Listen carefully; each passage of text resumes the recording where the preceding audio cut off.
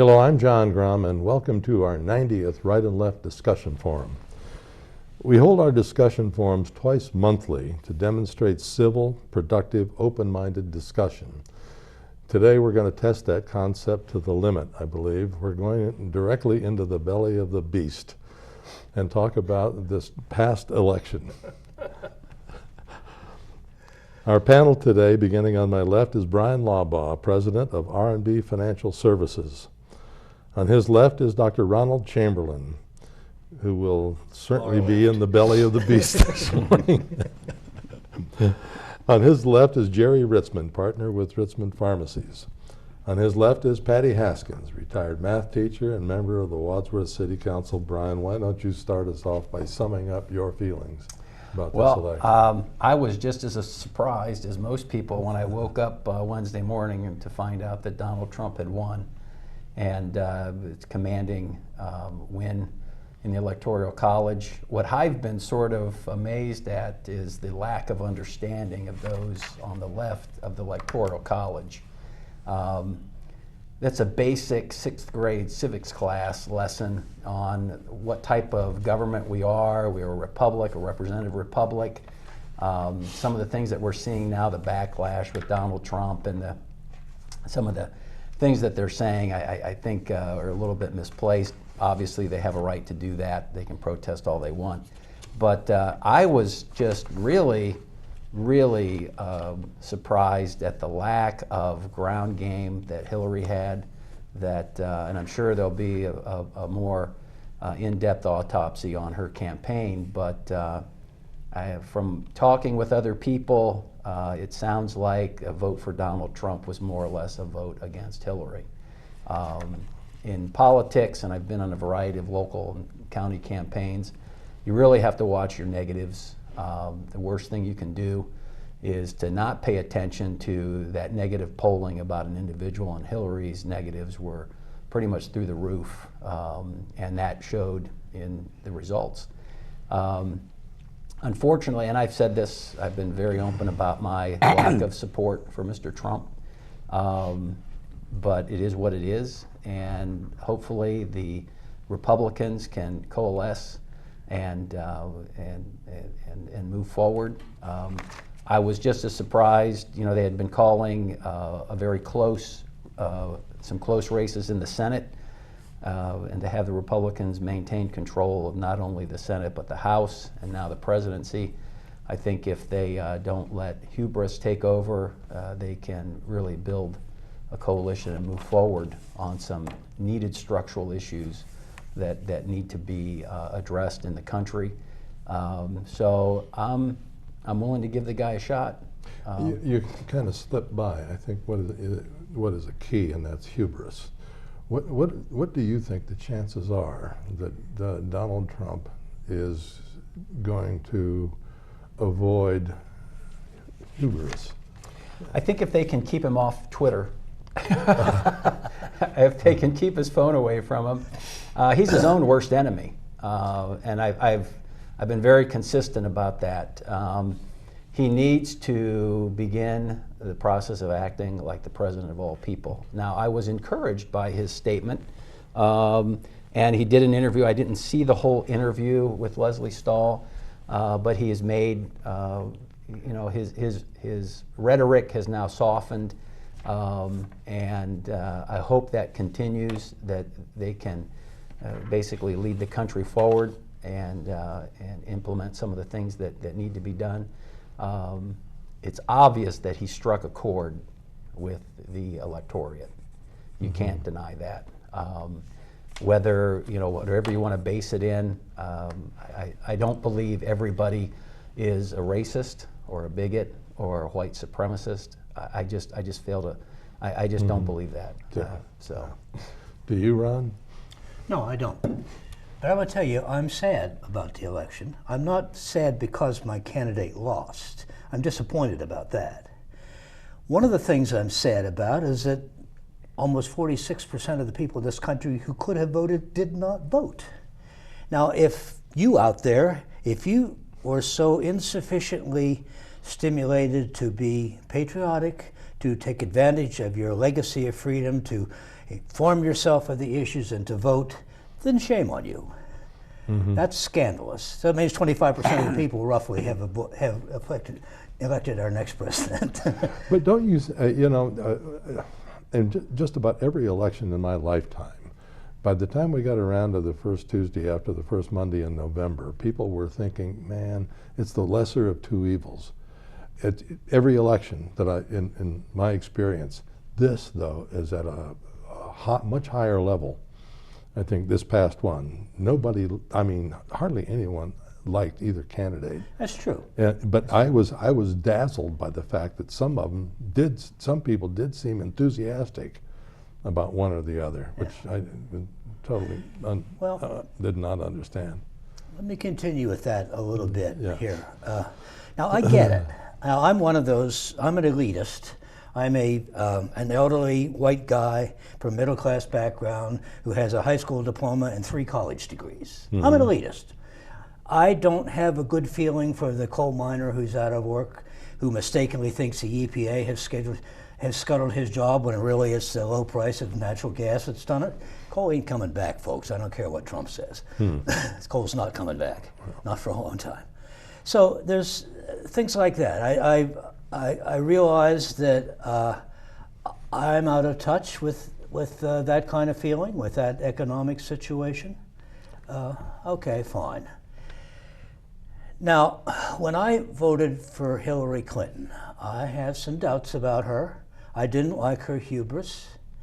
I vote for her, I say, well, because I want to perpetuate the liberal legacy of President Obama, because I'm a liberal Democrat.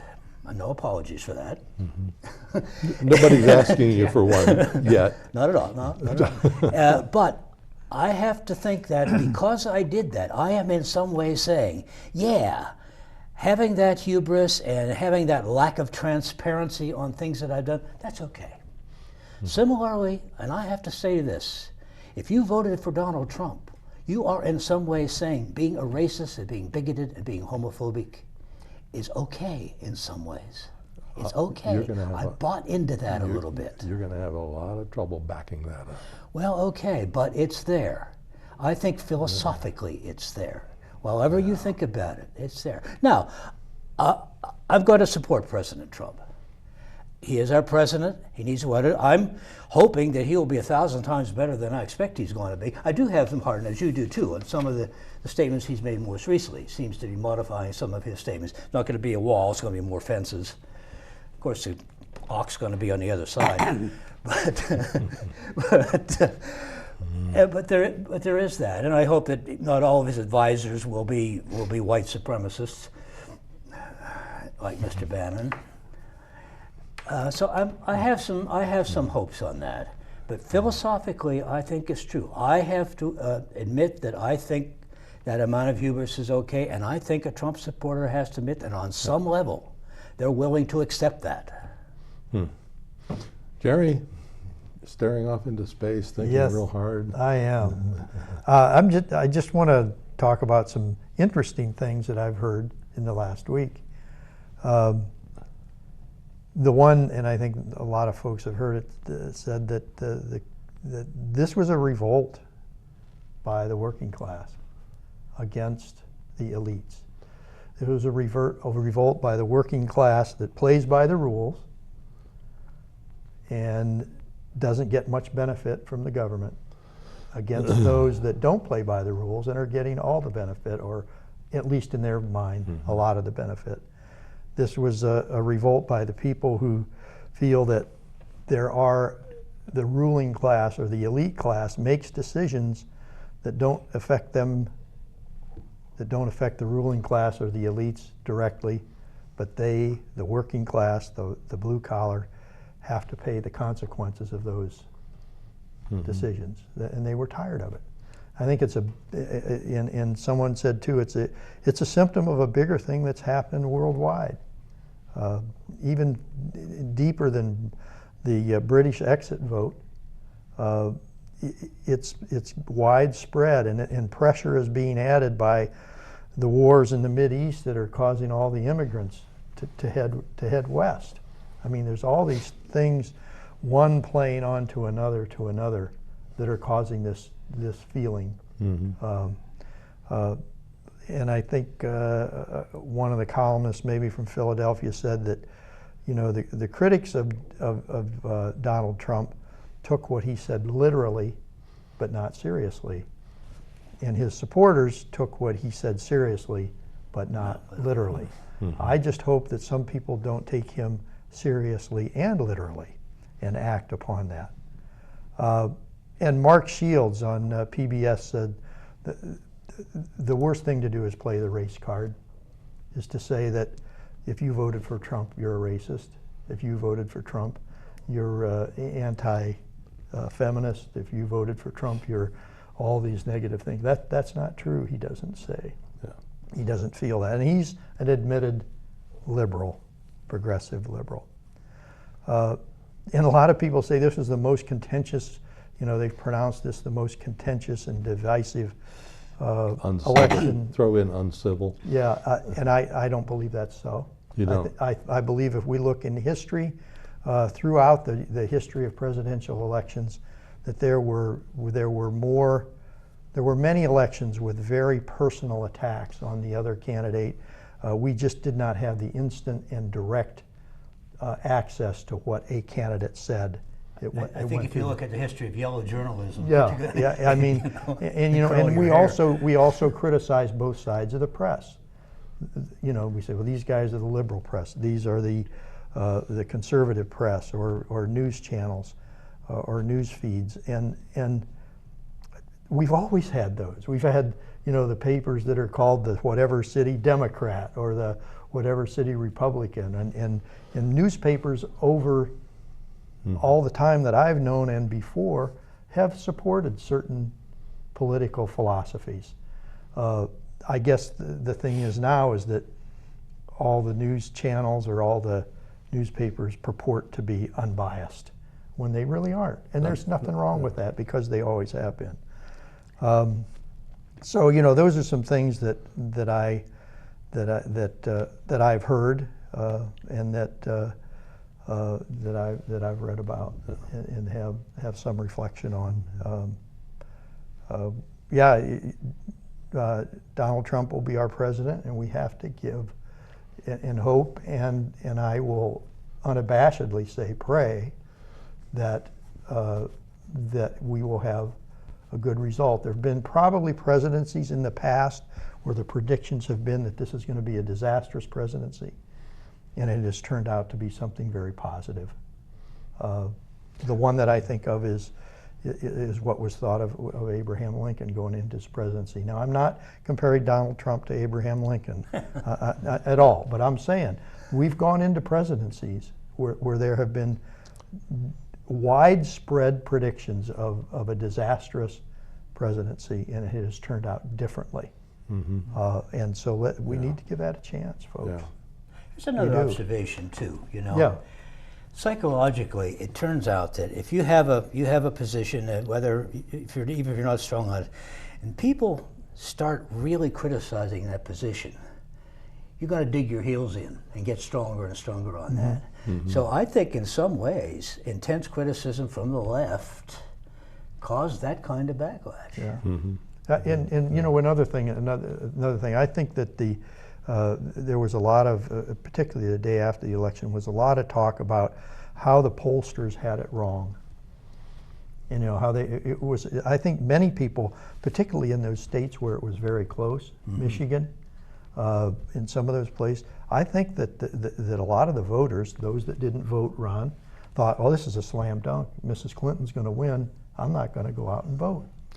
Yeah. And they were misled by the predictions of her overwhelming I don't know. I'm going to have to victory. check into it, but I don't know how polls are conducted these days. If they're conducted just by calling people that have a landline, that's a segment of the population that is really not representative. Yeah. Well, I happened to hear on the NPR Politics blog not too long ago an interview with a couple of people, somebody from the Pew research people talking about the different kinds of polls that there are, how some are more reliable than others, and so there are some good possibilities out there. A lot of them are composite polls, take the good and the bad, so you know that increases your likelihood of a chance. But some of them work well. Some of them work well, where statistically it's possible to take a representative sample if you know how to do it. And it isn't just landline. I didn't answer.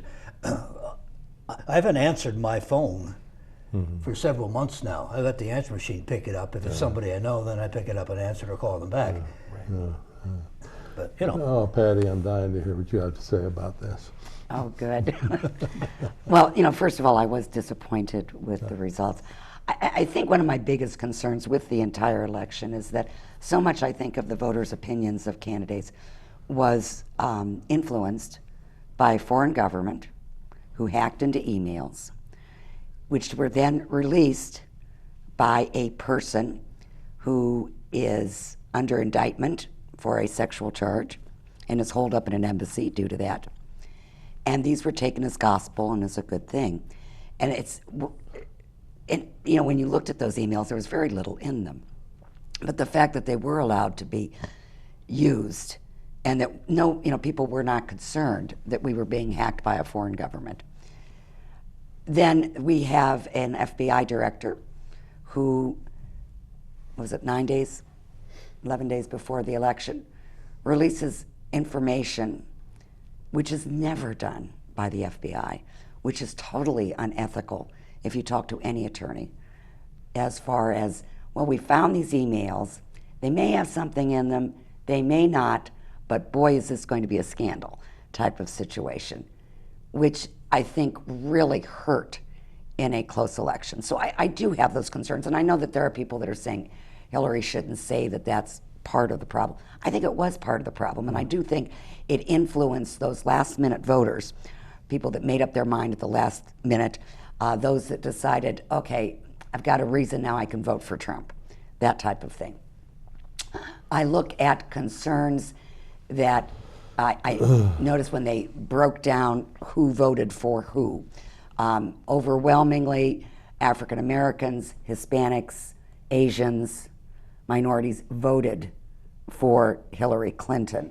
And people between the ages of 20 and 30 as well. And Donald Trump won by like 60-some%, white, non-college educated electorate. And many of those people, I think, feel that because of what he was telling them, that, hey, I'm going to be able, I'm in a position now where I can graduate from high school at 18, and I can go into now that factory job because he's bringing all those jobs back. And I'm going to have a job for life. That's not going to happen. I want to interject something. Every time I would hear him say that, I would think about my friend Bryan. Talking about those jobs did not go overseas. They were taken over by robots in so many cases. And you're not going to bring them back unless you kill all the robots. You know, when he talks about bringing all these jobs back, I have a problem with that.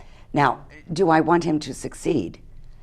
Yes. Now, I say that with qualification, and I heard a discussion about this on the news the one day. You know, if I said I wanted him to succeed at everything, that means I agreed with all of his policies, and I don't.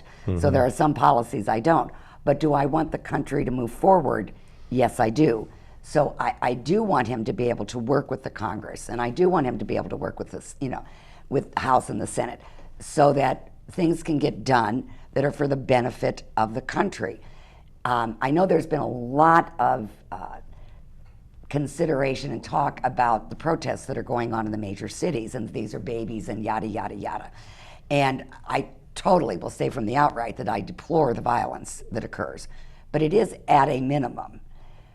I would like to counter that, though, with the protests and demonstrations that occurred after President Obama was elected. We had the same type of situation. And there was, those people all have a right to protest. So were they burning buildings and setting fire to cars and things? I don't recall. I don't recall any. I was trying to remember when there were riots in the street when. I wouldn't when describe most Barack of those Obama- protests, though, as riots. I mean, Well, the one in Portland. Portland, but Yeah. there are something like 25, 30 cities that have had these protests, and for the most part, they They've been are peaceful, yeah. very peaceful. Had one in Akron If you- yesterday. If you look at all of the demonstrations by the Tea Party, where they declared that Obama was not a legitimate president, that awful idea, which Trump helped to support, that he was born in Kenya. I saw effigies of Obama being burnt in the streets. I think we have to, if we condemn the one, we have to condemn the other, and look at both and say, you have your right to protest, but please keep it peaceful and orderly. I do have concerns about the future with Mr. Trump. I know you don't want to use the racist card and so forth, and I'm not going to say that about Donald Trump, but I will say it about Steve Bannon. And the fact that he has put him into a position that a Karl Rove had, or that a Valerie Jarrett had within his administration. All you need to do is to look at headlines that have appeared in Breitbart when he was in charge of it to see his opinions. And I am concerned that that person would have that opinion. I am also concerned about his son-in-law, Jared Kushner, who is, by the nepotism law that was passed after Kennedy was in office, Kushner cannot be placed into a cabinet position because son-in-law is specifically excluded from that. But there are other positions that he could possibly place him in. The entire removal of his transition team headed by Chris Christie, and anybody that had any contact with him, hey, if Christie appointed you to that transition team, you were gone.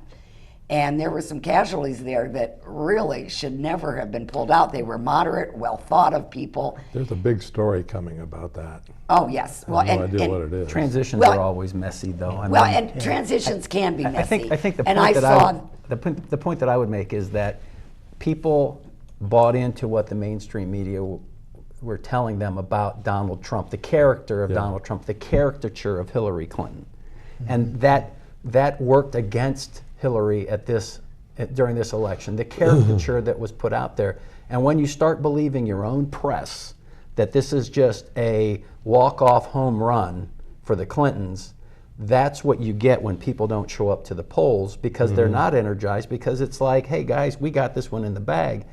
And when you watch and listen to people, I watched this little program called Democracy Now!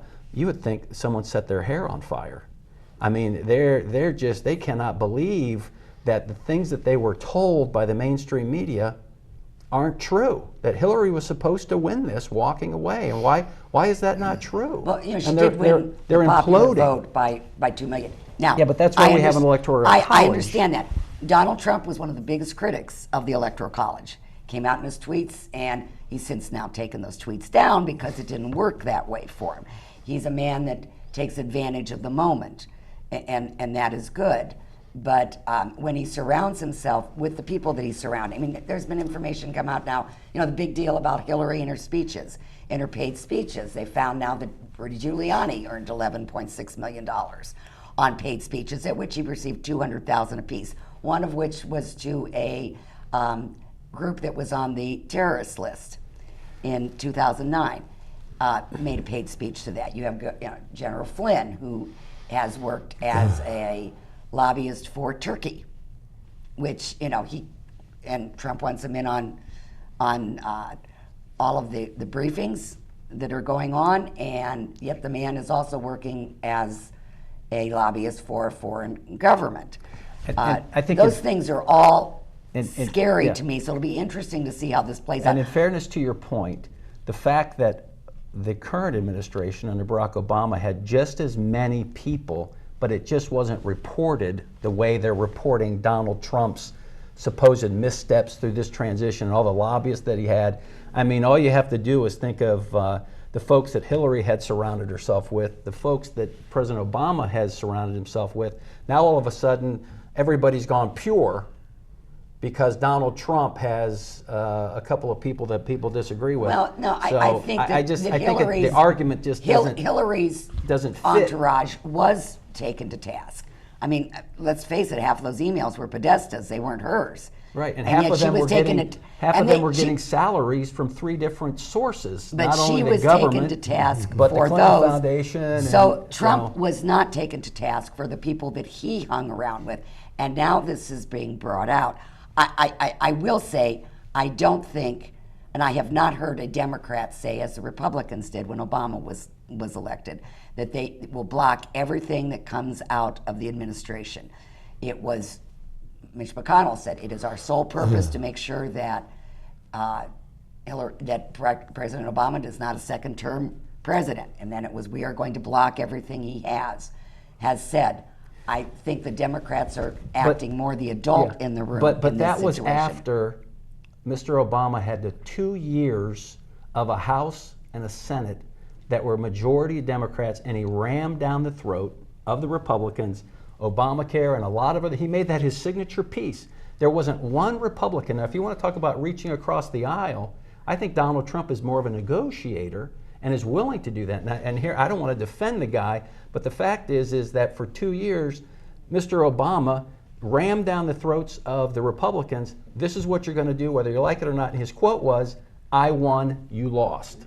So I you know, believe that I mean, many things in the ACA contained Republican views. It was not the proposal that President Obama wanted in the first place. So had he rammed it down their throat, that's what he would have had. But there wasn't but one. He brought, the fact is, he there brought wasn't one in Republican that concepts. voted for it. Boy, am I glad you two are not sitting next to each other. That's right. They That's right. decided from day one that they were going to vote against No. anything that President That's what I Obama argued. Yeah, brought. well, that. Yeah, They I'd said argue that. point, so.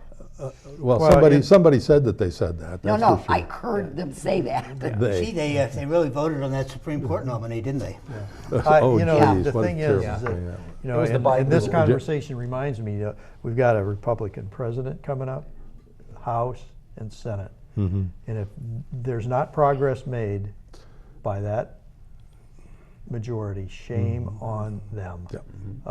There's Depends no on whether you're excuse. progressing forward or backwards, Jerry. Well, no, I'm saying if they get gridlocked with this, I want They need to own it. Yeah, We're running they out of absolutely time do. here, and I just wanted to comment on one thing very quickly. We have an information problem in this country. We don't get one piece of information that isn't biased one way or another about anything.